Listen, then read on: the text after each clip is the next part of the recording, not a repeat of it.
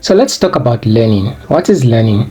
Learning is defined as a relatively permanent change in behavior that results from experience. And so there are two exceptions to this definition, disease and fatigue, right? So there are two types of learning. So we have associative learning and cognitive learning. In this video, we'll discuss associative learning and then we'll save cognitive learning for the next video. So what is associative learning? Associative learning occurs due to the connection of a stimulus with another stimulus. And so there are two examples of associative learning. We have classical conditioning, and then we also have operant conditioning. So the concept of classical conditioning is attributed to a Russian physiologist by the name of Ivan Pavlov. So Pavlov found out a way of conditioning a bell to trigger salivation in dogs. And so how did he do this?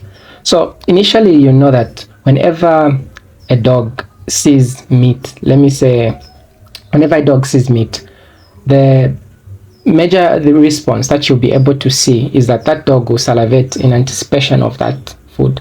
And so one thing he noticed is that whenever he associated the meat with a bell, one thing that he was able to see is even when the meat was taken out, the bell alone would be enough to elicit that salivation response. And so he called this idea classical conditioning. So how was it done? So firstly, before conditioning, you start with two things. You have your neutral stimulus, which in this case is the bell, and then you have your unconditioned stimulus. Your unconditioned stimulus is what the dog will originally respond to, which is the meat, right? And then when you introduce these two things, you sound the bell and then show the dog the meat. One thing you'll be able to see is that it will produce a response. So we're calling this the unconditioned response, which is salivation. Then during conditioning, what would happen?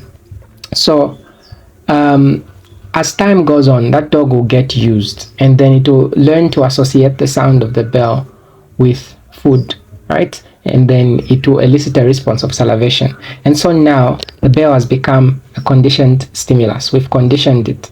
And then during conditioning, the conditioned stimulus and the unconditioned stimulus both will elicit a response, which is salivation. And then after conditioning, even the bell alone, which is now the conditioned stimulus, is enough to elicit that conditioned response. And so just ringing the bell alone is enough to cause the dog to salivate. So that's the concept behind classical conditioning. So John B. Watson was the psychologist. He was able to replicate the same format of classical conditioning and then was able to use it on an 11-month-old baby by the name of Albert. And so how did he do this? So what he did is he was able to associate the sound of a steel bar with a rat, and then was able to instill a phobia in the child. So what did he do? One thing about Albert is that Albert had no fear of any animals, and so whenever you introduce a rat to Albert, he did not fear it, right? And so John B. Watson would ring a steel bar, or he would sound the steel bar, and then what would happen is that Albert would be frightened. And so whenever he hits that steel bar, he would accompany the sound of that steel bar with the rat. And then over time, Albert was able to associate the two. And then even the rat alone was enough to elicit fear. And so this was the first example of classical conditioning being used this way. Next thing, let's discuss some terminologies that you need to know before we go to operant conditioning. First terminology is acquisition. So acquisition refers to the actual process of learning during conditioning.